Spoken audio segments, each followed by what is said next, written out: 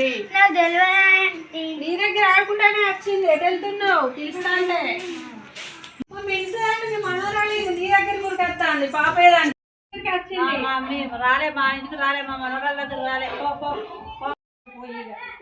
Police స్టేషన్లో complaint ఇచ్చి 24 గంటలు అవుతుంది. ఎవరు పట్టించుకుంటలేరు. పాప గురించి ఏం చెప్పట్లేదు మాకు ఇన్ఫర్మేషన్.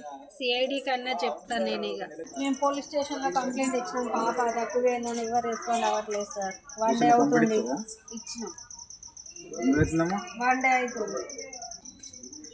ఇదే కంప్లైంట్ నెల క్రితం ఒక అమ్మాయి వచ్చిందమ్మా. ఈ అమ్మాయి తక్కువడేందమ్మా. అరే సమా సార్, అరే మన పేన నెల ఒక అమ్మాయి ఇట్లా కంప్లైంట్ చేయడానికి వచ్చింది కదా, అమ్మాయి తప్పిందని. అవును సార్, నెల క్రితమే వచ్చింది సార్. కేసు ఏం ఇలా అయిపోతుంది. కొంచెం ఇన్వెస్టిగేషన్ ఎక్కువ చేయాలి సార్. పాప 1 డే అవుతుంది, ఎవరు పట్టించుకోవట్లేదు. కంప్లైంట్ ఇస్తాను. ఓకే అమ్మా, సరే పట్టించుకుంటలే అమ్మా.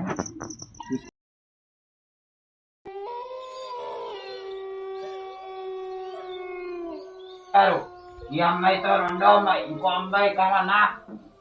ఇద్దరు కావాలరా శిష్వ. ఇద్దరైతే నీ కోరిక తీరుస్తానా?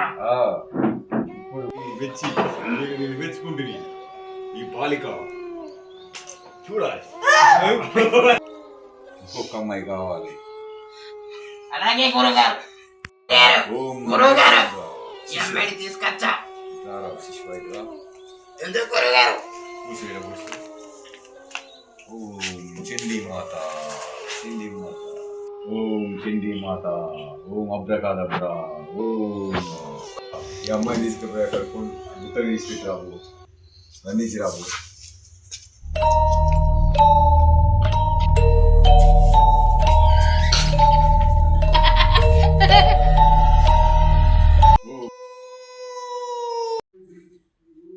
పెద్దపల్లి జిల్లా గోరకని గ్రామం ప్రశాంత్ నగర్లో 3 అమ్మాయిలు మాయమైపోయారు.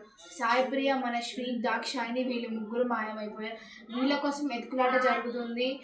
అల్లకల్లం అయిపోయిన ప్రశాంత్ నగర్ వీళ్ళ కోసం